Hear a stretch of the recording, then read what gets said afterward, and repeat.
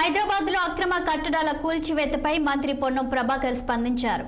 తెలంగాణ రాష్ట్ర వ్యాప్తంగా ముందుగా రాజధాని నగరంలోని అన్ని జిల్లాల్లో చెరువులు ఆక్రమణకు గురయ్యాయని, వాటిని చెరువులు పునరుద్ధరించడానికి ప్రభుత్వం చర్యలు తీసుకుంటుందన్నారు.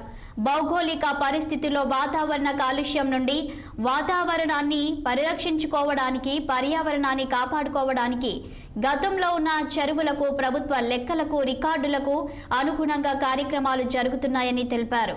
తెలంగాణ వ్యాప్తంగా చెరువుల పరిరక్షించుకోవాలని స్వచ్ఛంద సంస్థలకు గతంలో ఇక్కడ చెరువు ఉండే అని తెలిసిన వారు, స్థానికులు ఎవరైనా పోలీసు అధికారులు, రెవెన్యూ అధికారుల దృష్టికి తీసుకురావాలని కోరారు. ప్రభుత్వం దృష్టికి తీసుకొచ్చే పని చెరువుల పరిరక్షణ స్థానికులదే అన్నారు. ప్రభుత్వం ఎవరి మీద రాజకీయ కక్ష సాధింపులు లేదని, హైడ్రాకు ప్రజల నుండి మంచి స్పందన వస్తుందన్నారు. ప్రభుత్వం చేస్తున్న పనిని రాష్ట్ర వ్యాప్తంగా ప్రజలు హర్షిస్తున్నారన్నారు. ఎక్కడైనా అన్యాయం జరిగింది అంటే న్యాయస్థానాలు ఉన్నాయని తెలిపారు. చెరువులు ఆక్రమణలపై ప్రభుత్వం సీరియస్గా ఉందని, హైదరాబాద్ ఒకప్పుడు లేక్ సిటీగా ఉండేదని తెలిపారు. 33 జిల్లాలో ఎక్కడైనా గ్రామాలు, మండలాలు, పట్టణాలు, మున్సిపాలిటీ చెరువులు, ప్రభుత్వ స్థలాల్లో అక్రమ కట్టడాల్లో మీకున్న అవగాహన, ఆలోచనను ప్రభుత్వం దృష్టికి తీసుకురండి అన్నారు. ఎవరి మీద రాజకీయపరమైనటువంటి కక్ష సాధింపు కానీ ఉద్దేశాలు కానీ లేవు.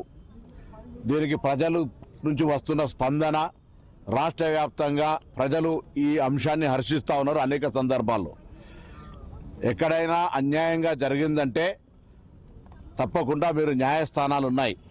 కానీ ఈరోజు జరుగుతున్నటువంటి చెరువుల ఆక్రమణలకు సంబంధించిన అంశం పట్ల ఈ ప్రభుత్వం సీరియస్గా ఉందని, ఇది ఒకప్పుడు హైదరాబాద్ మంచి చెరువుల నగరంగా ఉన్నటువంటి, చెరువుల యొక్క లేక్ సిటీగా ఉన్నటువంటి హైదరాబాద్ నగరాన్ని పరిరక్షించుకోవడానికి చెరువుల పరిరక్షకులందరూ కూడా ఇంకెక్కడెక్కడైతే ఆక్రమణలు గురైనాయో వాటి ఆధారాలు, వాటి ఆనవాళ్ళు, వాటి చరిత్రకు సంబంధించిన అంతా కూడా తీసుకొచ్చి సంబంధిత అధికారులకు ఇవ్వాలని కోరుతాను. ఇదే విధంగా 33 జిల్లాల్లో కూడా ఎక్కడైనా అది గ్రామం కావచ్చు, పట్టణం కావచ్చు, మండలం కావచ్చు, మున్సిపాలిటీ కావచ్చు, చెరువులకు సంబంధించి లేదా ప్రభుత్వ స్థలాల్లో అక్రమాలు కావచ్చు, ప్రభుత్వ అనుమతులు లేకుండా